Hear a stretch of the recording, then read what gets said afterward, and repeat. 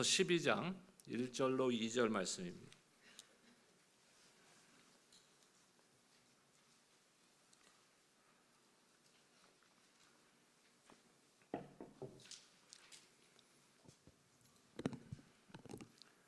(1절과 2절) 두 절의 말씀 우리 한 목소리로 합독하도록 하겠습니다. 시작. 그러므로 형제들아, 내가 하나님의 모든 자비하심으로 너희를 권하노니 너희 몸을 하나님이 기뻐하시는 거룩한 산 제물로 드리라. 이는 너희가 드릴 영적 예배니라. 너희는 이 세대를 본받지 말고 오직 마음을 새롭게 함으로 변화를 받아 하나님의 선하시고 기뻐하시고 온전하신 뜻이 무엇인지 분별하도록 하라. 아멘. 우리가 성장에 대한 말씀을 나누고 있습니다. 영적 성장. 성장이라는 것은 전제 조건이 있죠. 어떤 전제 조건입니까? 태어나야 성장할 수 있는 겁니다. 그러니까 생명으로 태어나야 성장하는 것입니다. 그렇다면 영적 성장이라는 것은 어떤 탄생, 어떤 생명을 전제하고 있습니까?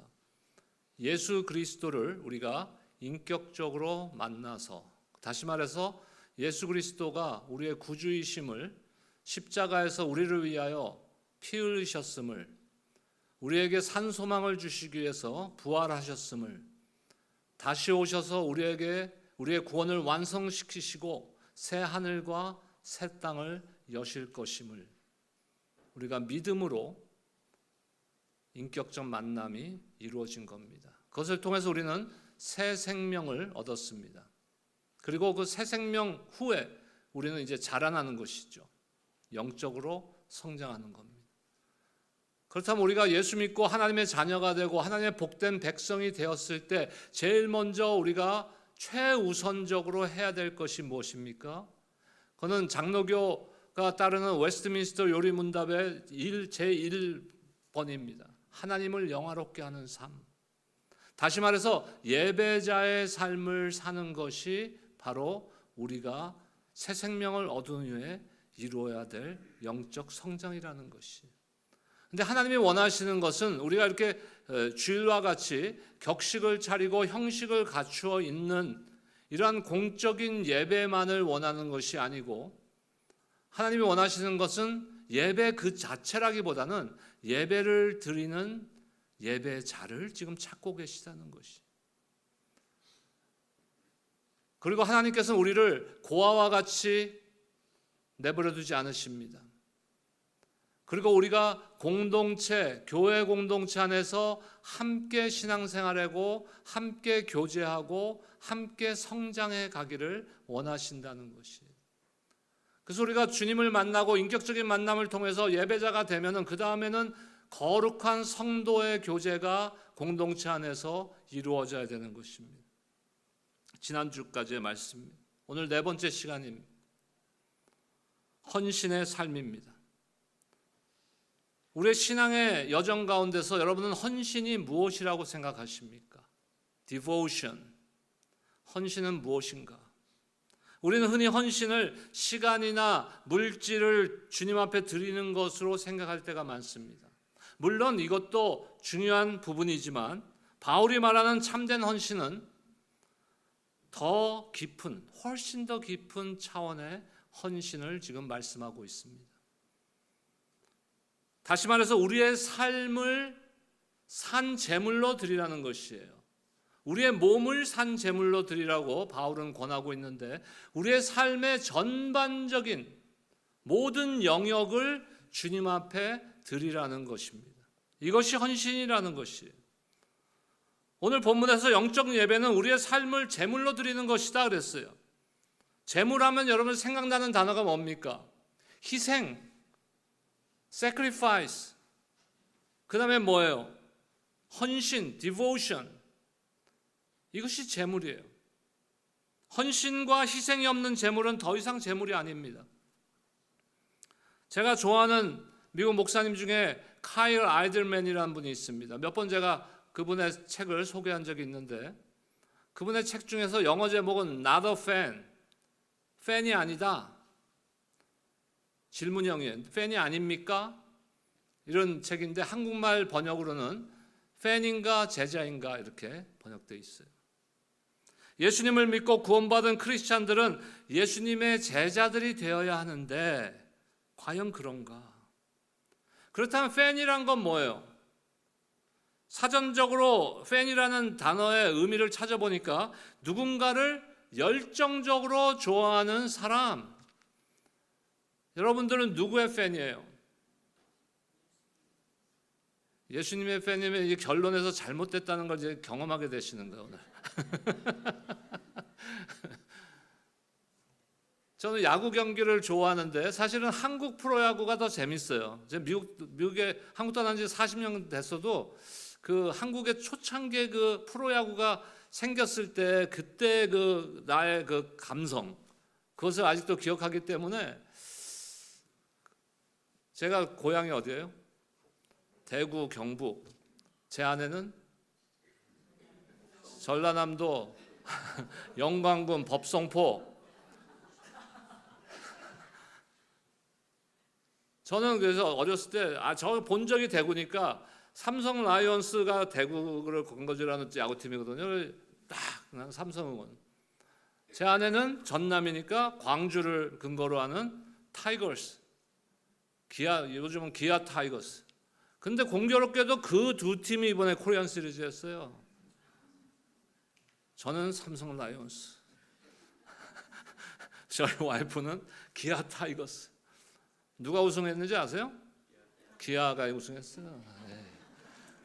저도 본 적을 바꿔 이렇게 전라남도 영광군 법성포로 저희 아버님한테 죄송하지만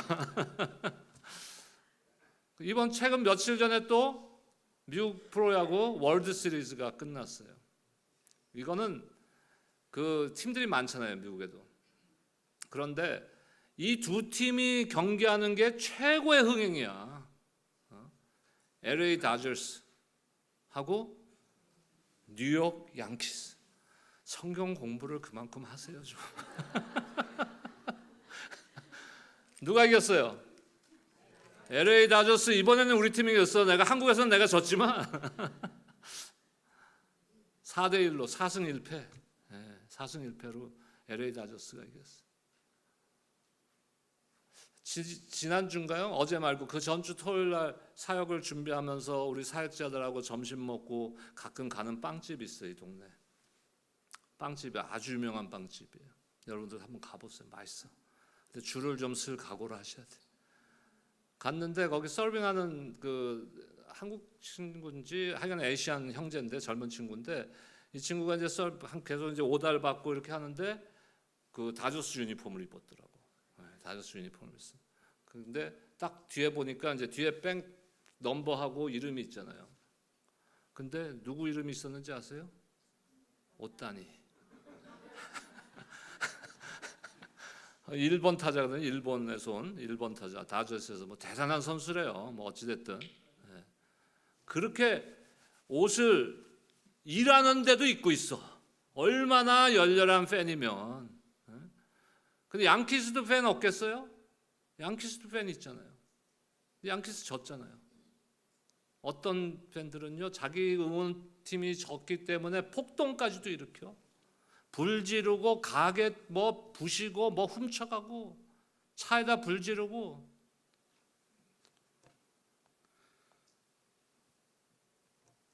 얼마나 열정적이에요.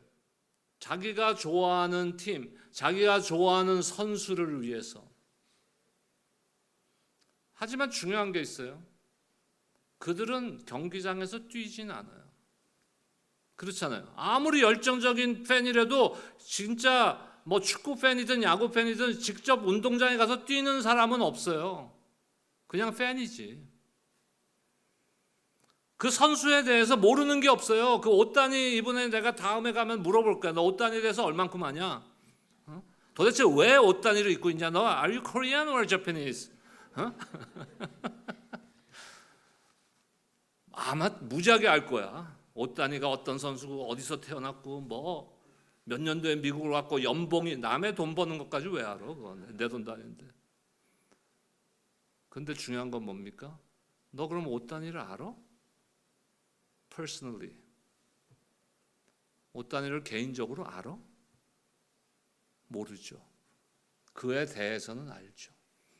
우리 신앙생활이 어쩌면 이런지 모르겠어요. 예수님에 대해서는 뭐 신앙생활이 지나니까 설교도 많이 들었고 성경 공부도 했고 그 말씀에 대한 지식도 있고 예수님에 대해서는 많이 알고 있어요.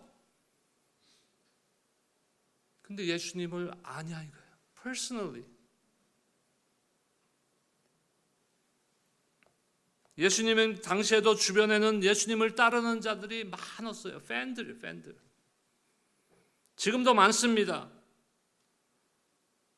하지만 예수님께서 원하시는 것은 어떤 스타와 팬의 관계가 아니에요. 예수님이 원하시는 것은 선생님과 제자의 관계인 거예요. 우리의 주님이고 하나님이시지만 그분이 나의 선생님이 되고 내가 그분의 제자가 되는 것을 우리 주님은 원하신다는 거예요.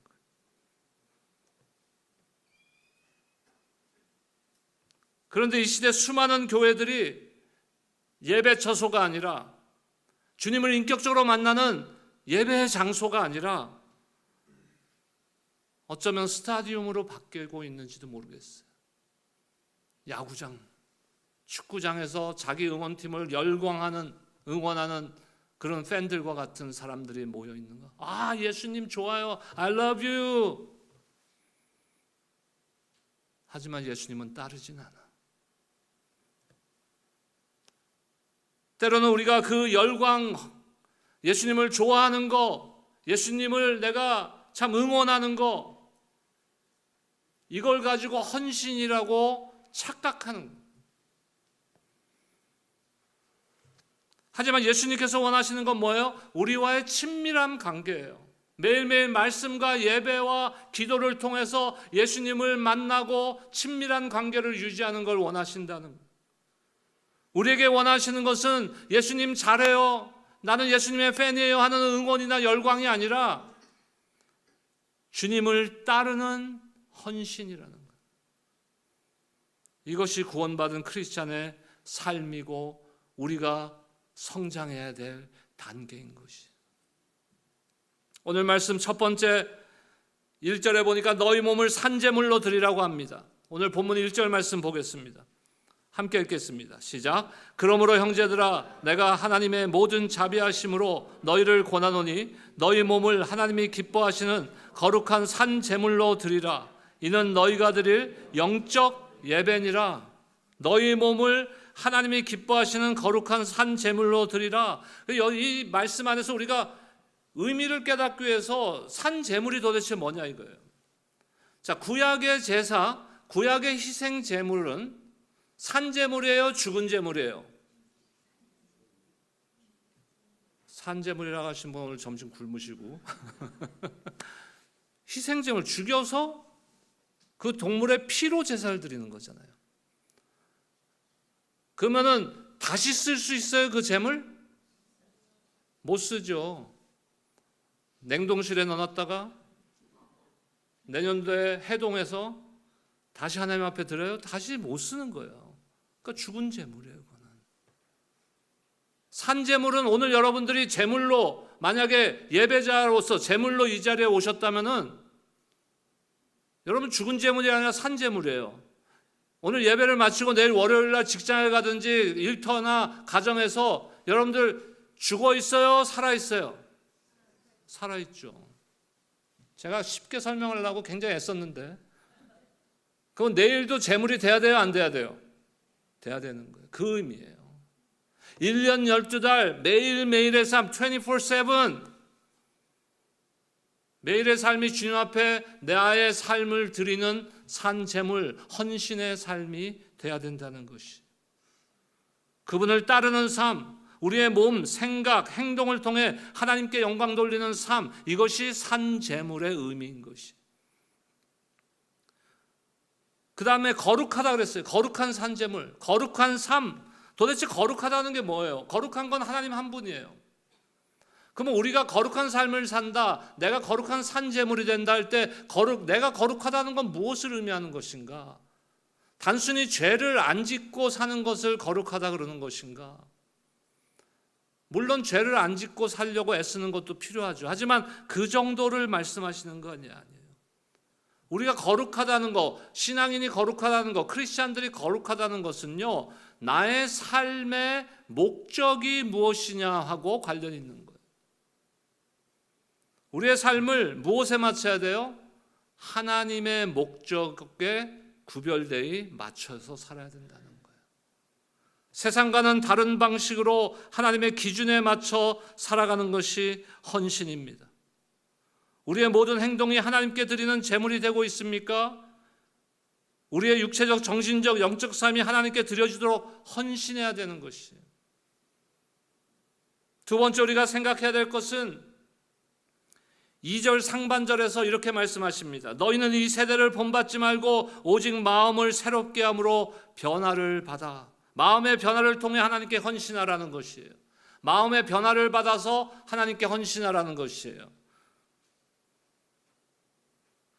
두 가지를 말씀하십니다. 첫 번째는 하지 말아야 될 것을 말씀하시고 두 번째는 해야 할 것을 말씀하고 있어요. 하지 말할 것은 뭐라고 말씀하십니까? 너희는 이 세대를 본받지 말라. 이 세상의 풍습, 세상의 문화를 본받지 말라는 거예요. 그런데 문제가 있어요. 우리에게는 무슨 문제입니까? 우리가 세상 속에 살고 있다는 거예요. 세상의 풍습에 둘러싸여 있다는 것이에요. 며칠 전에 할로윈이었죠? 근데 요즘은 다행히 그 초인종을 거의 안 누르더라고요. 아이들이 캔디 달라고 다니면서 초인종을 잘 안 눌러요. 그 대신에 거의 우리 동네도 보니까 그 집 그라지 앞에 드라이브웨이에다가 완전히 상을 펴놔. 막 데코레이션하고 난리를 쳐놓고 상을 펴갖고 아이들이 지나가면서 거기서 그냥 자유롭게 캔디도 받아가고 하더라고요.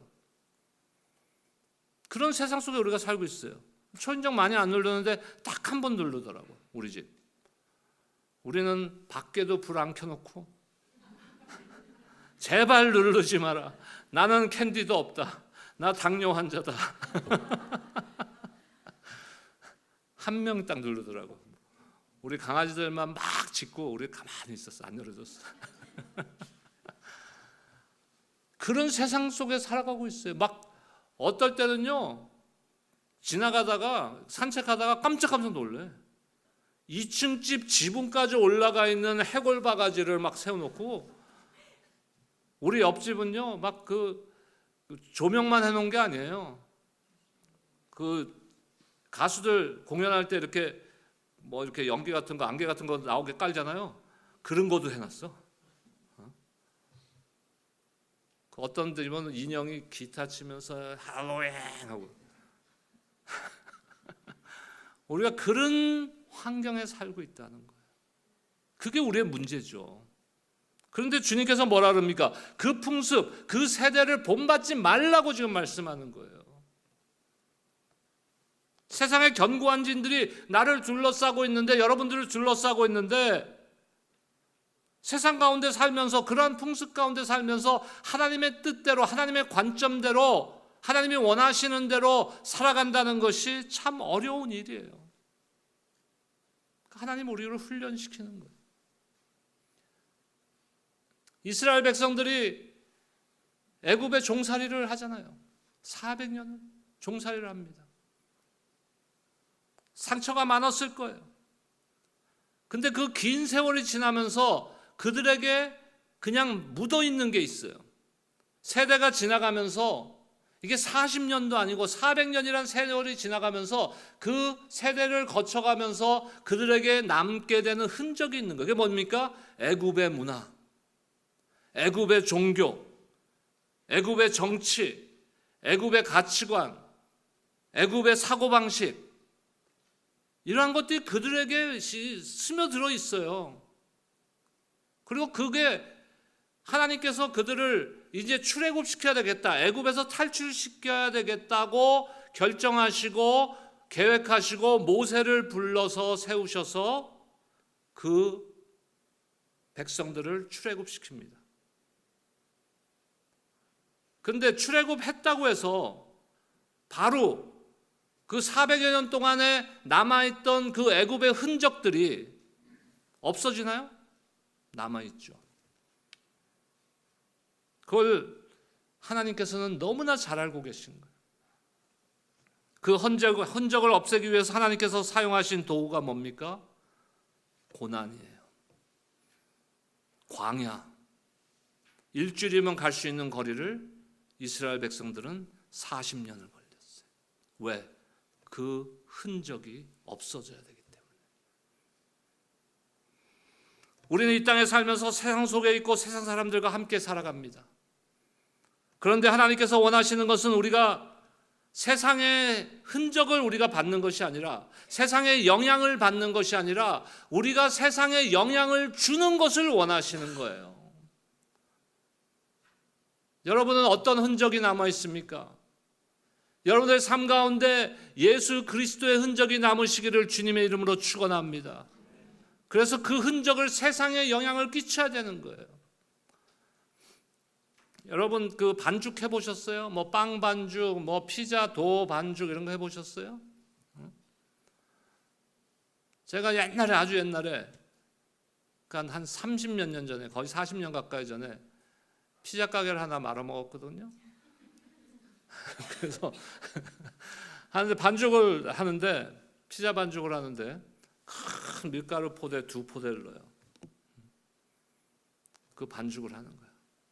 근데 뭐 거기에 기름도, 오일도 들어가고 설탕도 들어가고 소금도 조금 들어가고, 근데 반드시 넣어야 되는 게 있어. 이스트, 누룩이라는 이스트. 근데 밀가루는 2포대, 큰 포대 2포대인데 누룩은 요만큼 넣어요. 한 손가락 한 마디 정도. 근데 처음에 경험이 없으니까 막 반죽을 만들어 놓은 게 떨어졌었는데 주문은 들어오고, 30살의 청년인데 이걸 포기할 수가 없는 거야, 주문 들어오는 거를. 그럼 오늘 만든 도를 가지고 피자를 딱 만들어.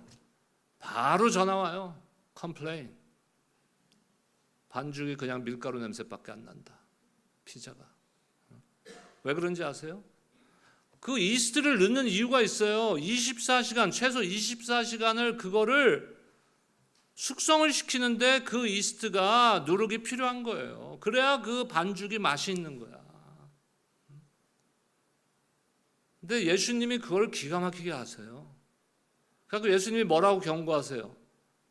바리새인과 사두개인의 누룩을 조심하라. 다시 말해서 그들의 영향을 받지 말라는 얘기예요. 요만큼의 이스트가 2포대의 밀가루 반죽에 큰 영향을 미치듯이, 이 영향력이라는 것인데, 이스트는, 누룩은 사두개인이나 바리새인과 같은 잘못된 종교인들의 영향을 받지 말라고 말씀하고 있어요. 그럼 우리는 누구의 영향을 받아야 됩니까? 하나님의 영향을 받고 그리스도의 영향을 받고, 우리가 그 선한 영향력을 서로에게 주고 격려하고 세상에 그 영향력을 끼쳐야 되는 거예요. 그게 우리의 신분이에요, 여러분. 우리의 신분을 잊으시면 안 돼요. 우리의 신분이 뭡니까? 왕같은 제사장이요 거룩한 나라요 그의 소유된 백성이다. 요한일서 2장 15절에서 17절 말씀 보겠습니다. 함께 읽겠습니다. 시작. 이 세상이나 세상에 있는 것들을 사랑하지 말라. 누구든지 세상을 사랑하면 아버지의 사랑이 그 안에 있지 아니하니, 이는 세상에 있는 모든 것이 육신의 정욕과 안목의 정욕과 이생의 자랑이니 다 아버지께로부터 온 것이 아니요 세상으로부터 온 것이라. 이 세상도 그 정욕도 지나가되 오직 하나님의 뜻을 행하는 자는 영원히 거하느니라. 여러분, 영원히 거하시는 분들이 되시기를 주의 이름으로 축원합니다. 그러기 위해서 하나님의 뜻을 행하는 자가 되어야 되는 거예요. 마태복음 6장 8절 말씀 보겠습니다. 함께 읽겠습니다. 시작. 그러므로 그들을 본받지 말라. 구하기 전에 너희에게 있어야 할 것을 하나님 너희 아버지께서 아시느니라. 이방인들도 기도하고 바리새인들도 기도하고 다 기도해요. 우리 이 시대 다른 종교인들도, 종교 믿는 사람들도 다 기도해요. 근데 우리의 기도는 그들과 달라야 된다는 거예요. 공통된 기도는 뭡니까? 나 이거 해주세요. 나 이거 필요해요. 하나님 이거 주세요. 이거 회복시켜주세요. 우리 자식들 잘 되게 해주세요. 근데 뭐라고 지금 말씀하십니까? 주님이. 이러한 것들은 주님이 이미 너희에게 필요한지 다 알고 있다. 그러니까 이방인이나 바리새인들처럼 너희 구하지 마라. 뭘 구하라는 거예요? 하나님의 뜻을. 하나님의 나라와 그의 의를 구하라. 그리하면 이 모든 것을 너희에게 어떻게 하신다고요? 더하시리라. 우리는 그 더해줄 것만 구해 맨날. 제가 대학 졸업할 때 대기업에서 한 달에 한 20몇만 원 줬어요. 20년. 요새 같으면 그거 갖고 하루도 못 살 수도 있어. 대기업에 한 달 월급이 20몇만 원이야. 근데 대기업에는 뭐가 있냐면요, 보너스가 있어. 연봉 플러스 어떤 데 좋은 데는 보너스가 600%. 별로 놀라지도 않아요. 여러분 보너스 얼마인데 도대체 놀라지를 않는 거야, 600%에. 근데 보너스는 덤으로 주는 거잖아요. 우리가 기도할 때 맨날 덤으로 받을 것만 구하고 있는 거예요, 지금. 보너스만. 하나님은 더 큰 걸 계획하고 계시는데. 우리는 하나님의 백성이에요. 우리 신분을 잊으면 안 돼요. 우리 주인은 예수 그리스도입니다. 우리는 하나님의 주권적인 통치를 받는 사람들이에요. 문제는 무엇입니까? 아까 말씀드린 대로 세상 안에 살기 때문에 유혹이 오는 거예요. 세상대로 사느냐 말씀대로 사느냐, 이 갈등이 매일같이 있는 거예요. 매일같이 선택의 순간.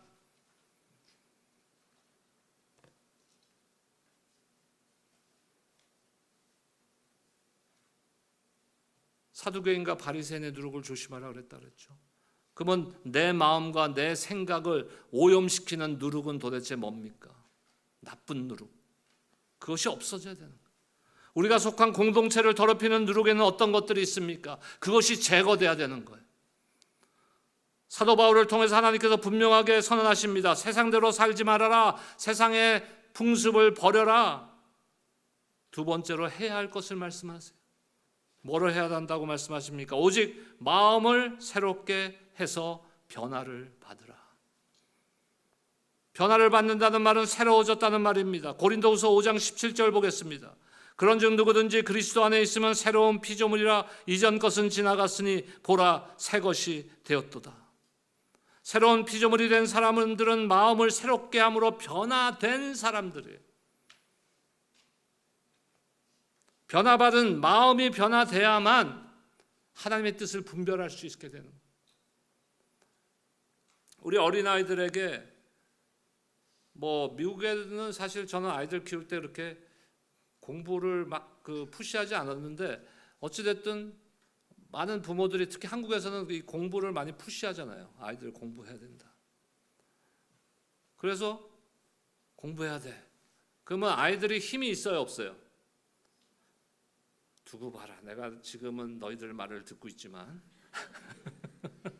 장차 내가 성인이 되면은 그때부터는 말 안 들을 거야. 하지만 지금은 내가 힘이 없으니까 참는다 하면서 공부해요. 뭐가 안 변했어요? 행동은 지금 변하려고 했는데 뭐가 안 변했어요? 생각이 안 변했고 마음이 안 변했어요. 그러니까 계속 실패하는 거야. 또 실패하고 또 실패하고. 행동을 바꾸려니까 또 하다가 말고. 우리도 그래요. 그러니까 뭐가 바뀌어야 된다고요? 생각과 마음의 변화를 받아. 그것이 변화돼야 되는 거예요. 그렇다면 어떻게 하나님의 뜻인지 아는지 우리가 알 수 있어요. 나 어제 꿈에 하나님께서 이렇게 말씀하셨어요. 내가 늘 말씀드리잖아요. 그 꿈이 끝날 때 잘 보시라고. 강아지가 지나가고 있지 않은지. 자, 하나님이 말씀을 통해서 묵상을 했는데 하나님이 나에게 이 말씀을 주신 것 같아요. 그러면 그게 하나님의 뜻인지 아닌지 어떻게 분별할 수 있습니까? 첫째, 하나님의 뜻이면요, 내가 기쁨이 있어요. 나에게 기쁨을 주십니다. 영혼이 기쁘지 않은 것은 문제가 있는 것이에요. 둘째, 하나님의 뜻은 나로 하여금 기도하게 만들어요. 그 하나님의 뜻이 이루어지도록 내가 기도하게 만드세요. 셋째로, 하나님의 뜻은 우리에게 감사가 넘치게 돼 있어요. 하나님의 뜻이라고 내가 하면서 내한테 불만이야, 맨날 불평이야, 하나님의 뜻 아니에요. 절대로. 세 가지예요. 기쁨, 기도, 감사. 이것으로 우리가 100%는 아니지만 어느 정도 이것이 하나님의 뜻인지를 분별할 수 있는 거예요. 자, 하나님의 뜻을 깨닫고 내 마음이 변화되고 마음이 혁신되고 생각이 변화되었으면 이제 뭡니까? 오늘 주제가 헌신의 삶을 살아야 되는 거예요. 오늘 본문 2절의 하반절 보겠습니다. 하나님의 선하시고 기뻐하시고 온전하신 뜻이 무엇인지 분별하도록 하라. 하나님의 뜻을 분별해야 돼요. 옆에 분들 한번 축복합시다. 하나님께서는 당신을 향해서 아주 특별한 계획을 갖고 계십니다.